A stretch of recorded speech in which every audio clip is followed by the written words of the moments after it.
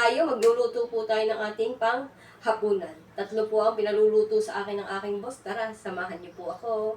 Po nating lulutuin ang ating giniling, kalahating kilo po yan. Kulay din po tayo dito, togi at saka chotay.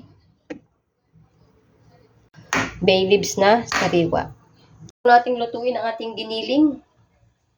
Hindi na po natin lalagyan ng mantika kasi mamantika na po itong ating giniling. I-ano lang po natin. Sasangkot siya lang po natin hanggang siya golden brown.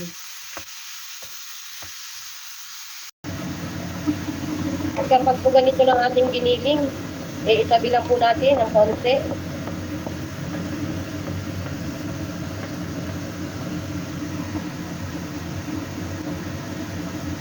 Ilagay po natin ang ating luya.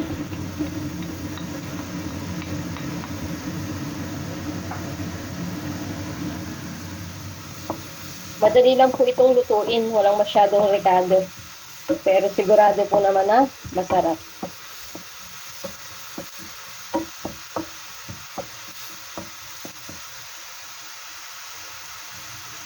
So, okay na yung ating luya. Pagsama na po natin. Dapat po ito may bawang talaga, kaso naubusan po ako ng bawang. Okay lang naman po.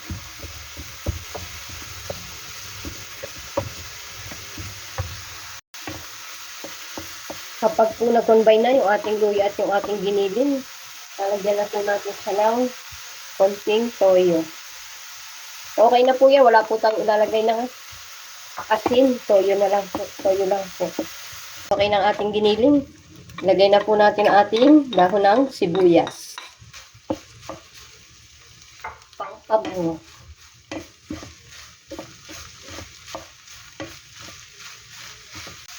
At ang panghuli po natin ay ang ating sili.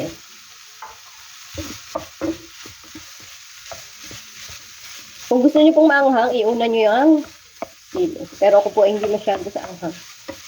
Pag po ganito na is, okay na po yan. Sigurado po at paniguradong masarap. Next ulam na tayo. Konting mantika. Ang ating hipon.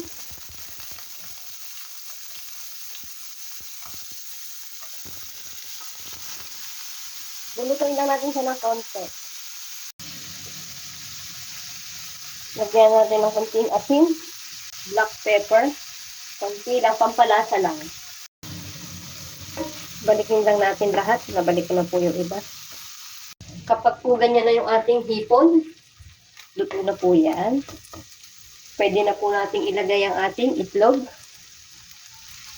Yung itlog ko po ay nilagyan ko din po ng konting tapioca flour, konting tubig, asin at saka paminta. Lagay po natin ang ating mint po yun.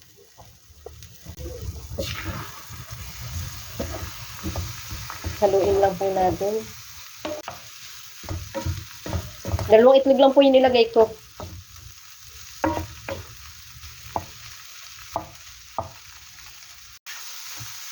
Kapag po ganyan na ay okay na.